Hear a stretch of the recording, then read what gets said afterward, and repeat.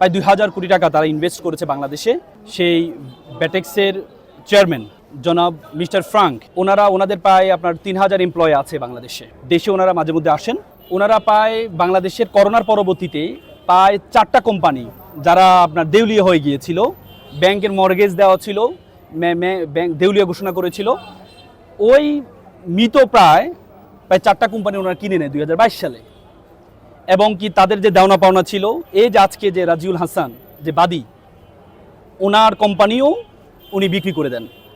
এবং সেই বিক্রির শর্ত ছিল ব্যাংকের প্রায় 97 কোটি টাকা ছিল, এবং ইনভেস্টর প্রায় 8 কোটি টাকা পেত।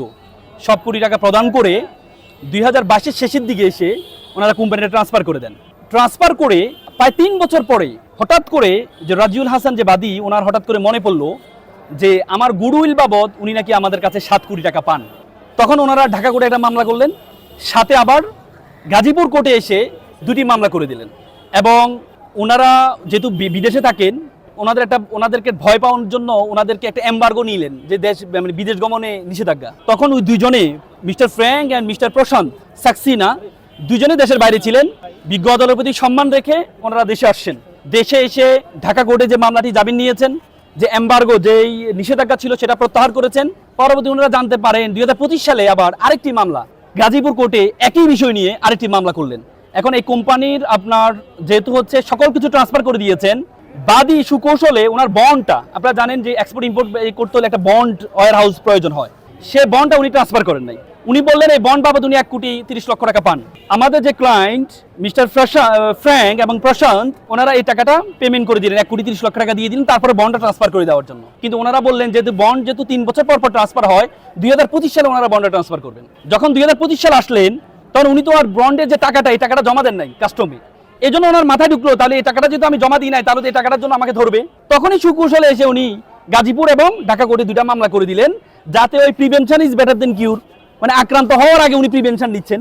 পরবর্তীতে এই যে উনি 3 বছর ধরে আমাকে বন্ডটা ট্রান্সফার করেন নাই, উনি কিছু ইনভয়েস দিয়েছিলেন। সেই ইনভয়েসগুলো ওনার অফিস থেকে স্বাক্ষর হতো, যেহেতু বন্ডটা ওনার নামে আর কোম্পানি আমার নামে। এই ইনভয়েসে সুকৌশলে গুডউইল বাবদ টাকার জন্য, এবং ইনভয়েসে ওনার স্বাক্ষর না, উনি ওনার অফিস থেকে স্বাক্ষরগুলো করাইতেন, এই 2টার জন্য উনি আবার একটা মামলা করে দিলেন। তো সুতরাং আমরা বিজ্ঞ আদালতকে বলেছি, উনি যেহেতু একটা ইনভেস্টর, এবং কি বন্ডটা ট্রান্সফার করার জন্য কাস্টম, এনবিআর এবং কি অ্যাটর্নি জেনারেল অফিসও আমাদেরকে মতামত দিয়েছেন এই বন্ডটা যেন ট্রান্সফার করে দেয় ইনভেস্টরকে। তারপরে ওনারা বন্ডটা ট্রান্সফার করেন নাই। পরবর্তীতে এই বন্ডটার জন্য এনবিআর এবং কাস্টম বলেছে এই বন্ডটা যেন দ্রুত ট্রান্সফার করে দেওয়া হয়। সেটার এগেইনস্টে উনি হাইকোর্টে রিট করলেন, সে রিটটা অ্যাপ্লাই ডিভিশনে সে রিটটা স্টে করে দিলেন।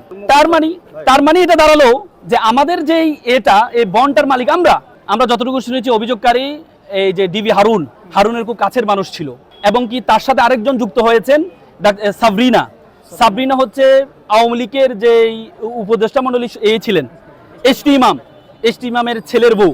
তারা 2025 সালে এসে হঠাৎ করে আমাদের ইনভেস্টরদেরকে সরিয়ে ফেলার জন্য, আপনারা জানেন আমাদের প্রধানমন্ত্রী বারবার বলেছেন যে আমরা ইনভেস্টরদেরকে প্রায়োরিটি দেওয়ার জন্য।